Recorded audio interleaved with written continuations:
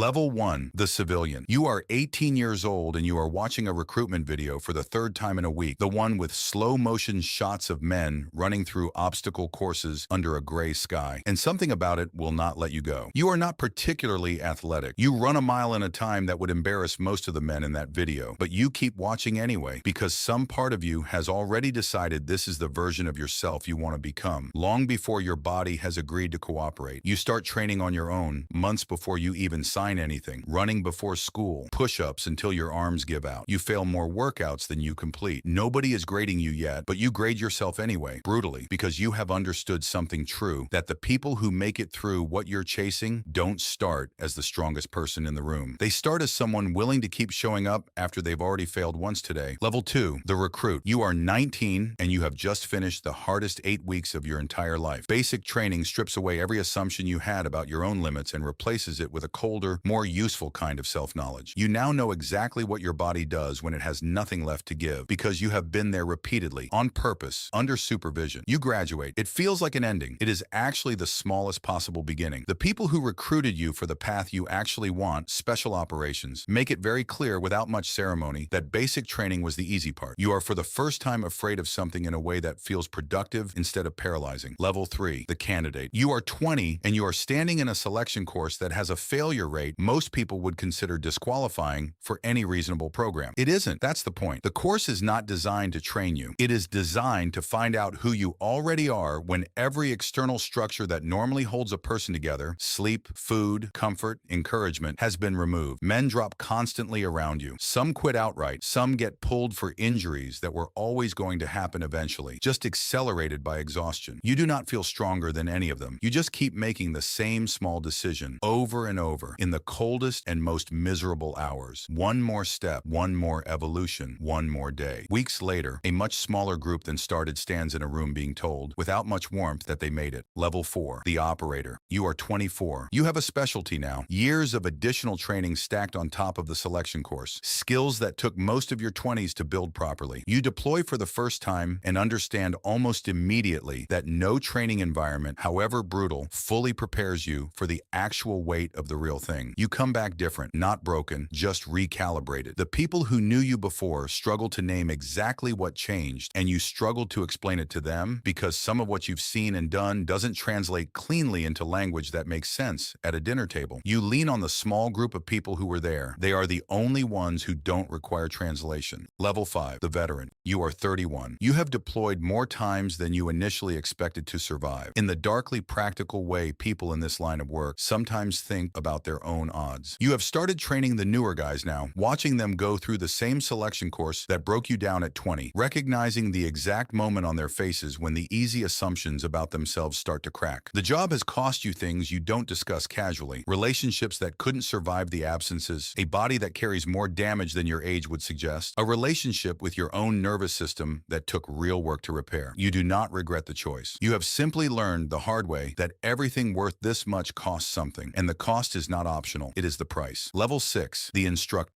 You are 38. Your body has started sending you the kind of signals that no amount of willpower argues with anymore. Joints that ache differently now. A hearing test that comes back worse every year. A list of old injuries that reads like a small autobiography. You make the decision most operators eventually make, on their own terms, if they're fortunate enough to get to choose. You step back from direct operations and move into training. Standing in front of a new class of candidates on day 1 of selection, you recognize every single expression on their faces because you wore all of them yourself at 20. The false confidence, the quiet terror underneath it, the particular way people hold their shoulders when they've convinced themselves they're ready for something they cannot possibly be ready for yet. You do not make it easier for them. That was never the job. You make it honest. You tell them exactly what it costs, in the plainest language you have, because nobody told you clearly enough at their age, and you spent a decade learning the hard way what they still have a chance to learn from someone else's account of it first. Level 7, the legend. You are 44 and you have transitioned out fully now, consulting occasionally, training the next generation of instructors who will train the next generation of candidates. Young recruits who weren't born when you started this path ask you questions with the specific hunger you remember having yourself decades ago, watching a recruitment video on repeat. You think about that 18-year-old sometimes, the one who couldn't run a mile without stopping, watching men move through an obstacle course and deciding, with no evidence yet that he was capable of it, that this was who he was going to become. He had no idea what it would actually cost. He also had no idea it would be worth every bit of it. Somewhere right now, a kid just like him is watching the same kind of video, making the same quiet decision. The cycle, like it always does, continues.